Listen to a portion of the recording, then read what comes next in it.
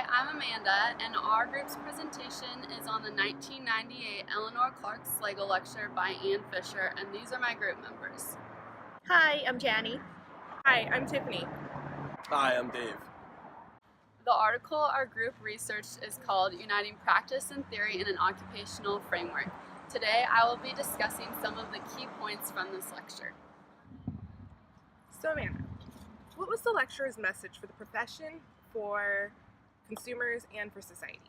So this lecture was actually aimed more towards consumers of occupational therapy and towards society because it was describing how occupational therapy is a unique mode of healthcare and is different from any other form of healthcare currently present.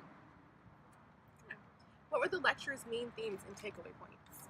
I found two main takeaway points from this lecture, and they're really cool. I think you'll like them. So the first one is that occupational therapy is very unique and offers a unique contribution to all of its patients. The lecture focuses on articulating the importance of occupational therapy as a therapeutic agent, which means that occupational therapy is used to help patients do what they want to do. And part of the way that we do this is by defining occupation as a purposeful and a meaningful activity. So when we have a patient and we're able to find those activities that are purposeful and meaningful to them, that is how we can best provide our occupational therapy services. Yeah. And the second main point that I found was that the lecture describes the occupational therapy intervention, and that is the how of occupational therapy, how we do what we do, and how to implement it. It's a top-down process. Do you know what that means? No. Okay, so what that means is that we start very generalized. We get to know our patient, talk to them, figure out what they like to do, and the different activities they are able to do, what they're not able to do, and then we ask some deeper questions, things like their struggles in their daily lives, and through this process we're able to figure out what the patient needs help with and ask them to clarify that those are the things they want help with, and then we can develop an intervention process. Okay, wow. How do these relate to the philosophy of the profession? So right now, occupational therapy actually has a new vision statement out. It's called Vision 2025, and it says occupational therapy maximizes health, well-being, and quality of life for all people, populations, and communities through effective solutions that facilitate participation in everyday life. And this lecture is actually very closely tied to this vision statement because the lecture expands on how occupational therapy is unique and is its own profession. And it also gives the how this vision statement could be implemented and how the occupational therapy process and intervention works. Wow, great. Thank you. Yeah. I'm going to be talking about the important historical, political, and societal events that influence the lecturer's thoughts and motivations. So Tiffany, what were some of the major historical and societal events that influenced the lecture at the time? Well, the 90s was a big year, and not just for music, for OT as well. Some of the predominant conditions that were happening in the 90s was AIDS. AIDS was huge then. Also adolescence, there was a lot of substance abuse going on, as well as a lot of communicable diseases and autism. So OT kind of had to do this big shift to try and become more person-centered because a lot of these diseases and interventions had to kind of focus on the person and what's going on in their life. So some of the modalities, the biggest modalities used in OT in the 90s were peer support groups, the use of self, the teaching and learning process, activity groups, and the non-human environment and hippotherapy. Also going on in the 90s, in 1997, the Balanced Budget Act made significant cuts to Medicare, which caused a massive disruption to occupational therapy services. So the OTs had to kind of find a way how to get their name out there and to get people to realize that OT was a big thing and people really did need the service. Also, they came up with the IDEA Act, the Individuals with Disabilities Education Act and Amendment of 1997. That retained occupational therapy services as a relatable and primary service in all of the programs, especially in these schools, which kind of was bringing OT back to the forefront and getting people to realize that OT is big, it's good. So then also at the end of 1990s, technology was a huge thing with the invention of internet the Canadian Association of Occupational Therapy started offering web seminars, they offered web workshops, online publications, practice resources, and even discussion rooms. So this was a huge thing for OT because now we could look at a wider spectrum and we could communicate with more people and bring more people to the actual profession. Also in the 1990s, ACOTE, they established a post-baccalaureate entry for OTs. So this brought the entry-level OT from the bachelor's degree to a master's degree, which means that OT was becoming a more respectable and presentable profession, and that more people were getting to know it, and more people were more interested in it. Sounds like a lot was happening. Yes, 90s were huge. Are we talking about the professional context of the lecture, the major events and issues that were going on at the time of the lecture, and how they were reflected in the lecture's message? So, Jenny, what were some of the issues you think were going on with the profession at the time of this lecture? So there were quite some issues that really tugged on Anne Fisher's heart at the time. One of the problems that she saw was that the occupational therapy practice was not being agreed on widespread.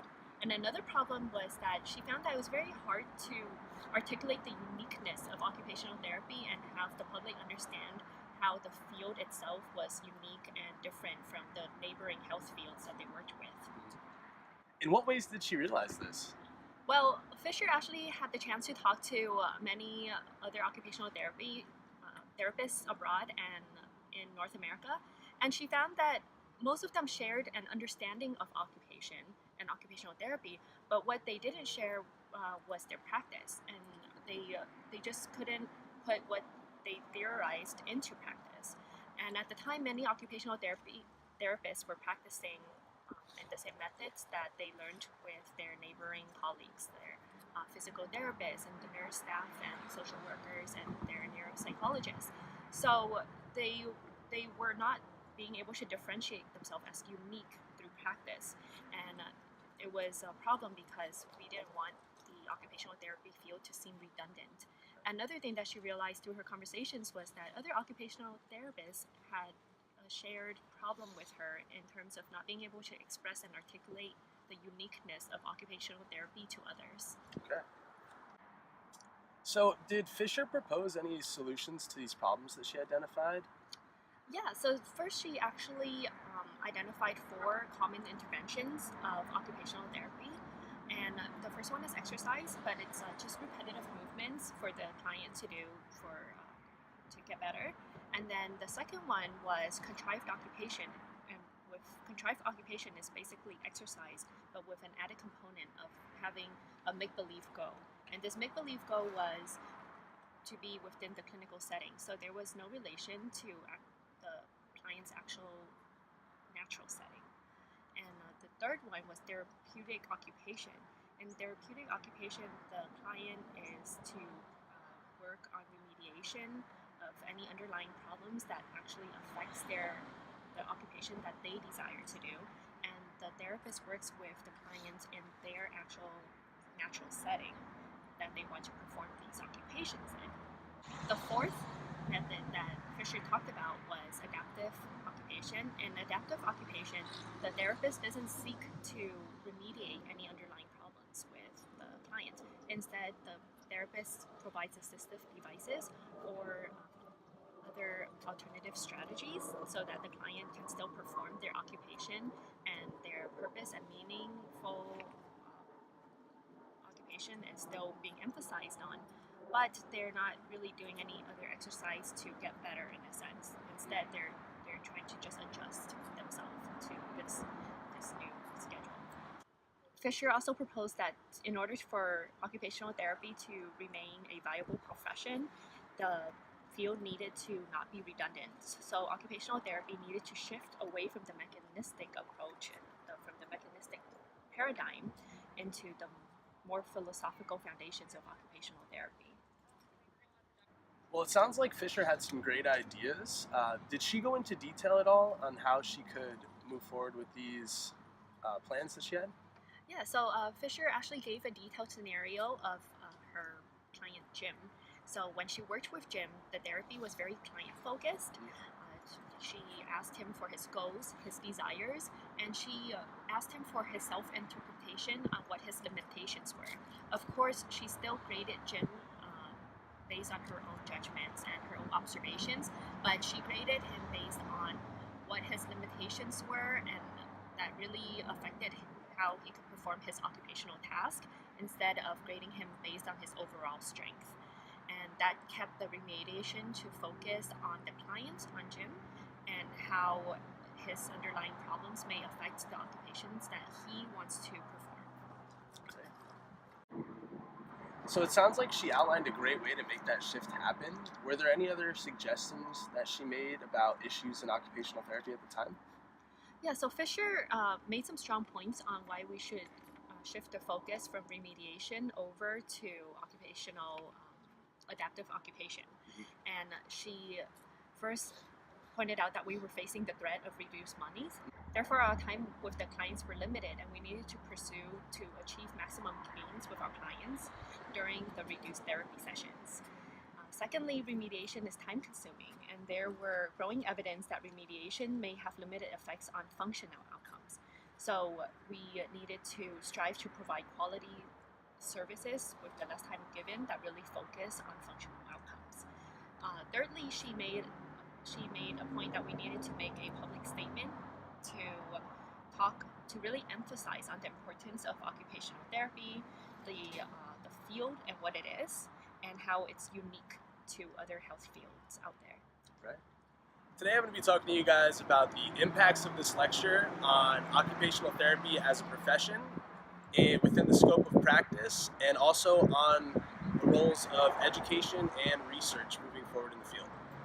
So Dave, how did this lecture impact the scope of practice of occupational therapy? This lecture contributes to a shift in practice from that remedial-based approach towards a client-centered focus, and current practice aligns more with these client-based occupational performance-oriented goals. The role of occupational therapy is more easily identified within the field of healthcare, and additionally, the benefits of occupation-based practice are outlined in this lecture. And how does this lecture impact the profession of occupational therapy? So Fischer describes the way that occupational therapists should view clients, and she creates a unique definition of occupation that includes both purpose and meaning in relation to individual clients. So this gives OTs the ability to adapt their role in practice, and also emphasizes the need for OTs to develop a profile of their clients and develop their care based on their interests and their occupations. Individual care and building that rapport with the client becomes significant because of this lecture given by Fischer. That's great. So Dave, can you now tell me a little bit about how this lecture impacted education and research? I can. So education and research also shifted from that focus on rehabilitation towards more of a client understanding. So at the beginning of an occupational therapy student's learning, they are taught the importance and the necessity of maintaining a client-based focus when they're going to be practicing. From this lecture, additional theory and research has grown to improve and expand on the foundations presented by Fischer. Education and research continue to emphasize the definitions and values discussed in this lecture, and from that we continue to build an understanding of the important role shifts that are discussed by Fischer. This wraps up our lecture interview video for today. We reviewed Eleanor Clark Slagle's lecture of 1998, presented by Ann Fischer. Do you have any questions? Please feel free to ask.